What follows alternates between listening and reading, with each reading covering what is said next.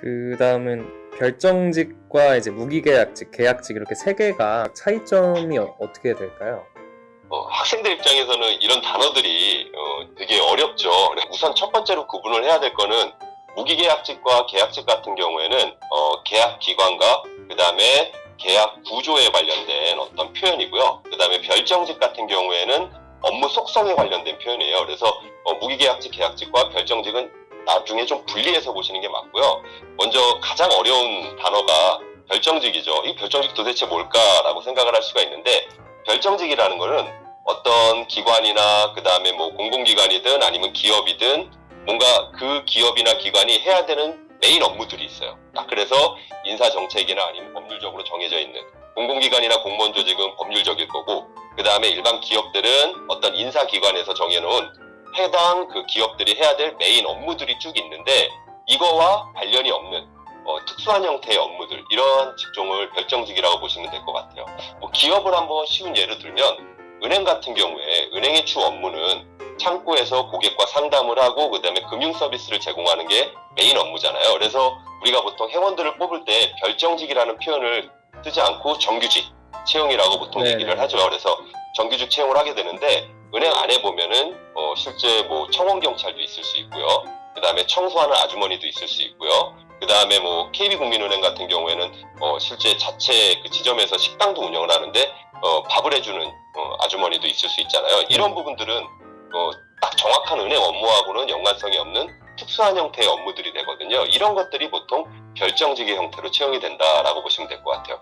공공기관 같은 경우에도 공공기관의 기본적인 업무의 목적들이 있어요. 근데 그 업무의 목적과 벗어난, 뭐 실제로 건물을 관리한다든지 뭐 보일러실을 관리한다든지 이런 형태로 기존의 기본 업무와는 벗어난, 그리고 법령이나 아니면 기관의 어떤 내부 법규에 규정되지 않은 직무를 채용할 때 우리가 보통 별정직이라는 표현을 많이 쓰죠. 그래서 별정직은 그런 정규직과 아니면 일반적인 업무와 구분해서 바라보는 게 가장 맞는 표현일 것 같고요. 그래서 이런 별정직 채용 같은 경우에는 그 기관이 가지고 있는 본질적인 속성과는 조금 벗어난 형태의 업무들을 수행하는 경우들이 거의 대부분이다라고 보시면 될 것 같아요. 예, 그 다음에 이제 계약직하고 무기계약직, 별정직 설명이 너무 길었나요? 아니요. 이런 관점에서 생각을 하면 될 것 같아요. 계약직이라는 표현이 들어가는 순간 그 기간이 정확히 명시가 되게 됩니다. 그 무기계약직은 그 기간이 어떤 무기까지는 아니고요. 한 보통 일반 정규직에서 정년이라고 얘기해주는 한 60살 정도까지, 60세까지 보통 계약이 쭉 연장이 되는 걸 보통 무기계약직이라고 얘기를 하고요. 그 다음에 계약직 같은 경우에는 1년이든 2년 단위는 다시 계약 조건에 대한 협의를 통해서 다시 이렇게 계약을 갱신할 것인지 아닌지를 판단하는 과정이라고 보면 돼요. 우리가 일반 회사에 정규직으로 들어가게 되면은 계약 연장에 대한 판단은 따로 없거든요. 근데 이런 무기계약직이나 계약직을 들어가게 되면 무기계약직은 자동적으로 계약이 연장이 되는 구조고, 계약직 같은 경우는 1, 2년 단위, 보통 2년 단위를 많이 가져가죠. 그래서 2년 단위로 다시 재계약에 대한 그런 논의가 이루어지는 구조라고 보시면 됩니다.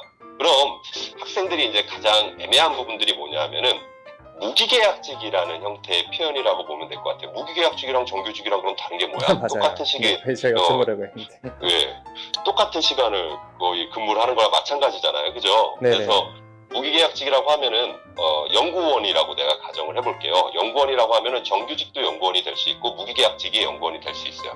근데 연구원 같은 경우에도 그 승진의 기본적인 그런 구조가 있잖아요. 그래서 주임연구원, 선임연구원 뭐 이런 식으로 해갖고 책임연구원까지 계속 올라가는 구조가 있는데, 정규직으로 들어가면은 그런 직급이라는 체계에 따라서 계속 연차가 쌓일수록 승진이라는 걸 할 수가 있습니다. 근데 무기계약직은 직급이 그냥 무기계약직의 형태로 딱 정해지게 되고 직무만 연구원이라는 형태를 주어지게 되는 거죠. 그래서 똑같은 일을 하는데 더 이상 승진은 없어요. 그리고 실제로 처음에 계약 당시에 정해졌던 급여 구조에 맞춰서 계속 매달, 매월, 그 다음 매달, 매월은 똑같은 표현이죠. 매달, 매년 똑같은 급여를 받게 되는 구조가 이 무기계약직이라고 보시면 될 것 같아요. 그래서 고용기간은 정규직이랑 큰 차이가 없을 수 있지만 실제로 그 과정에서 받는 급여의 형태, 그 다음에 회사 내에서 직급 서열 이런 것들은 무기계약직이랑 정규직이랑은 엄청난 차이가 있죠. 그래서 무기계약직은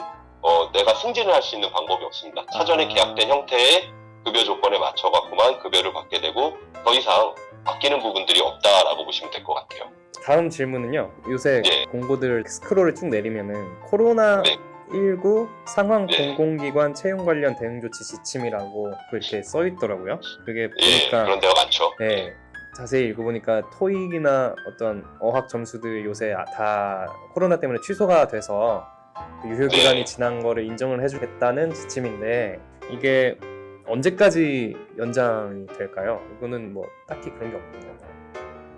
우선은 이런 토익이나 어학 점수 같은 것들을 유효기간이 지나면은 기업들이 인사 담당자나 이런 사람들이 열람을 할 수가 없어요. 그래서 점수에 대한 확인이 불가능한데 올해 1월을 기점으로 정부가 이 열람을 할 수 있는 기간을 연장시켜 준 거죠. 그래서 1월 이후에 만료된 토익 점수들은 실제로 기관들이나 기업들이 열람을 할 수 있는 그런 어떤 행정 처리를 정부가 미리 해놨어요. 그래서 기업이나 기관들이 그 열람을 통해 갖고 만료가 된 점수들도 확인할 수 있게 그렇게 진행이 된 구조인데 정부 입장에서는 이게 실제 채용 관련 대응 지침이라면서 권고사항이에요. 권고사항. 그래서 이거를 강제사항은 아닙니다. 권고사항인데 공공기관들은 아무래도 어떤 실제로 메인 유관 부서들이 다 정부기관들이기 때문에 권고사항을 적극적으로 받아들여갖고 채용의 과정에 다 반영을 시킨 형태고요.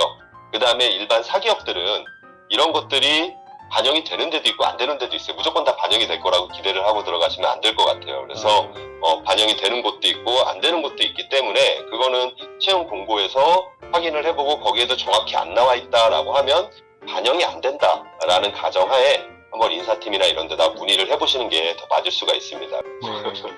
네, 지금 궁금증이 다 해결이 되셨을 것 같아요. 준비생분들이. 서로를 만나다 보니까 지금 약간 조금은 아쉬움이 있네요.